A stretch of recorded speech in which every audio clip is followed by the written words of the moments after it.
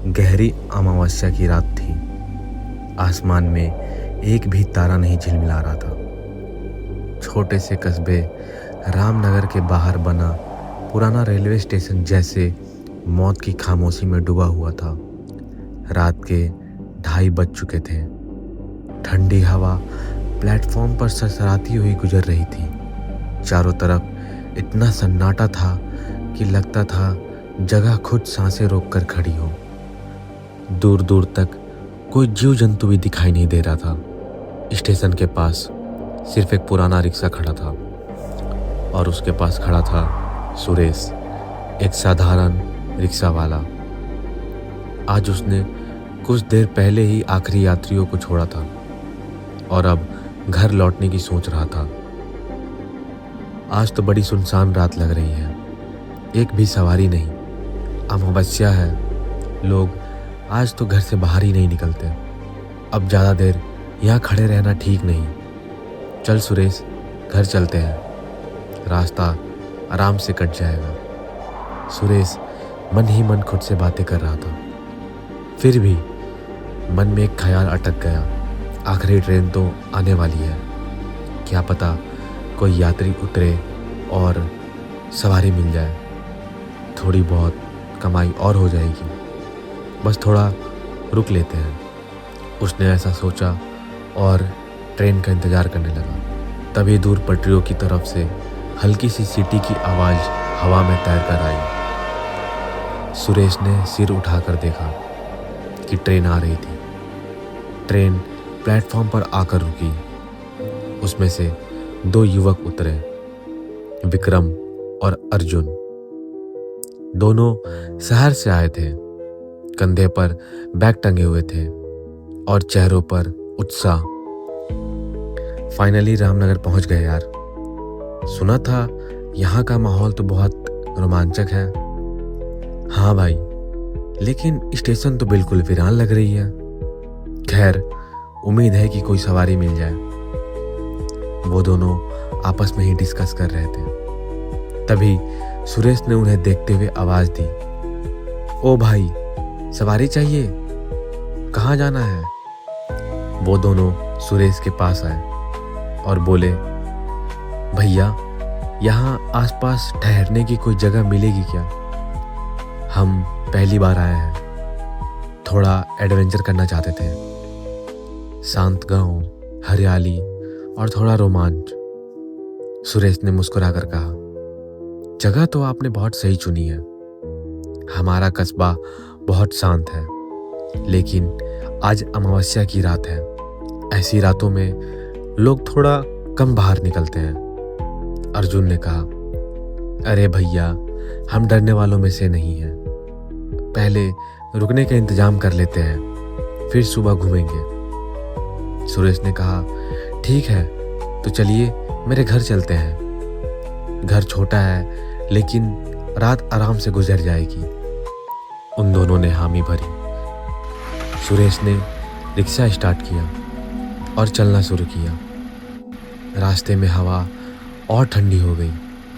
पेड़ों की परछाइयाँ सड़क पर अजीब आकृति बनाने लग गई। सुरेश के मन में हल्की सी बेचैनी थी, क्योंकि बचपन से सुनी अमावस्या की कहानियाँ उसे अब याद आने लगी थी। घर पहुंचकर तीनों ने चाय पी। सुरेश ने बताया कि यहाँ से थोड़ी दूर एक पुरानी कोठी है। लोग उसे काली कोठी कहते हैं, बहुत पुरानी, जो अब खंडर हो चुकी है। उसके पास ही एक पुराना कब्रिस्तान है। लोग कहते हैं कि वहाँ बुरी आत्माएं भटकती हैं। रात को अजीबोगरीब आवाज़ें आती हैं। कोई भी इंसान उस कब्रिस्तान के पास नहीं जाता। विक्रम ने उत्सुकता से पूछा, सच में वह जगह इतनी डरावनी है क्या? सुरेश ने गंभीर आवाज में कहा, हाँ, एक बार गांव का एक लड़का जिद में रात को वहां गया था। सुबह बेहोशी की हालत में पाया गया और जब उसे होश आया तो वह कुछ बोल ही नहीं पाया। तब से लोगों में और डर बढ़ गया है। अर्जुन ने हंसकर कहा, तब तो और मजा आएगा, हमें रोमांच ही तो चाहिए।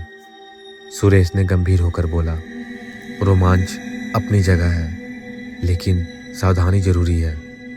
खैर, अब काफ़ी रात हो चुकी है, हम सबको सो जाना चाहिए। और तीनों रात को खाना खाकर सो गए।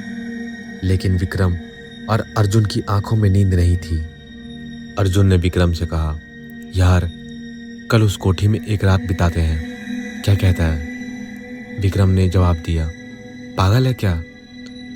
लेकिन हाँ, इतनी दूर आए हैं, कुछ तो करके ही जाएंगे। सुबह चाय के साथ दोनों ने प्लानिंग की और शाम तक दोनों ने जीत करके सुरेश को वहाँ छोड़ने के लिए मना ही लिया। पर सुरेश ने शर्त रखी कि कोठी तक जाना ठीक, लेकिन कब्रिस्तान की तरफ बिल्कुल मत जाना। और अगर कोई रोने, चिल्लाने या पुकारने की आवाज़ आए या फिर चीखें आए, तब भी मुड़कर मत देखना, समझे? उन्होंने कहा, हाँ भैया बिल्कुल। शाम को सुरेश ने उन्हें कोठी के पास छोड़ा और बोला, कल सुबह मैं यहीं आऊँगा, संभल कर रहना। और फिर वहाँ से वह अपना रिक्शा लेकर चला गया। अब सिर्फ विक्रम और अर्जुन थे।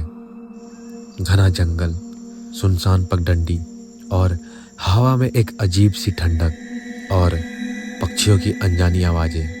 वे दोनों कोठी के मुख्य द्वार पर पहुंचे। दरवाज़ा पहले से ही थोड़ा खुला था। दोनों ने हिम्मत जुटाई और अंदर चले गए। अंदर धूल भरी दीवारें थीं और मकड़ी के जाले लटक रहे थे, पर ऊपर एक कमरा थोड़ा बेहतर था। उन्होंने वहीं बिस्तर बिछाया, खाना वाना खाया और लेट गए। रात के करीब 10 बज गए थे, पर अर्जुन को नींद नहीं आ रही थी। वह उठा और कोठी में इधर उधर टहलने लगा। बाहर की तरफ देखा तो दूर एक कब्रिस्तान दिखा, पर उसे सुरेश की बात याद आई। लेकिन उत्सुकता यहाँ जीत गई।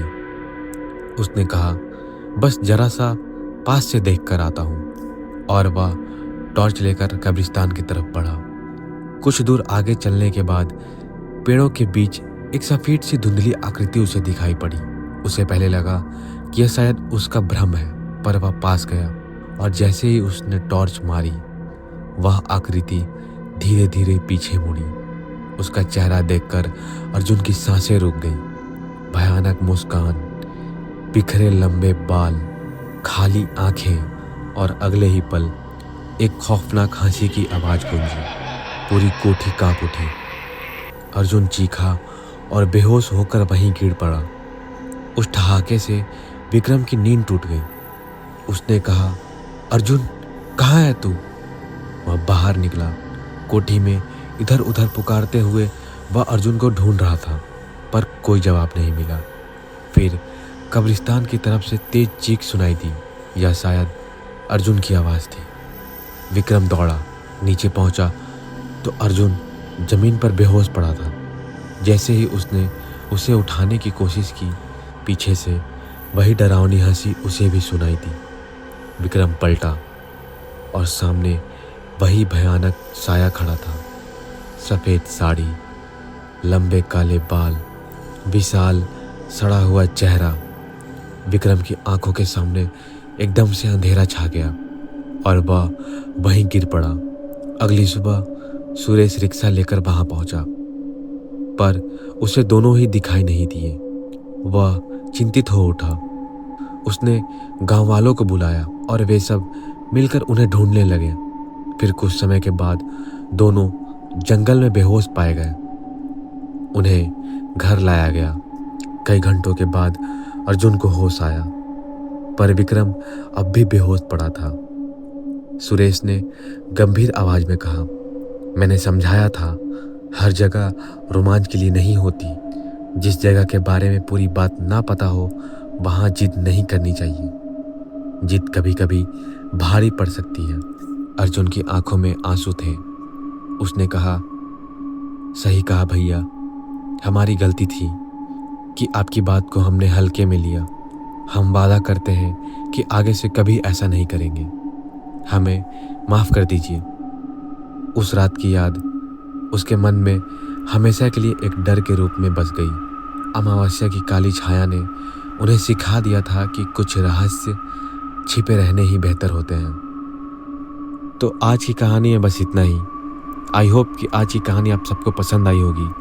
अगर आज की कहानी आप सबको पसंद आई है तो प्लीज़ इस वीडियो को लाइक कर दें और इस चैनल को सब्सक्राइब कर दें। साथ ही साथ उस बेल आइकन को भी दबा दें। मिलते हैं एक अगली स्टोरी के साथ।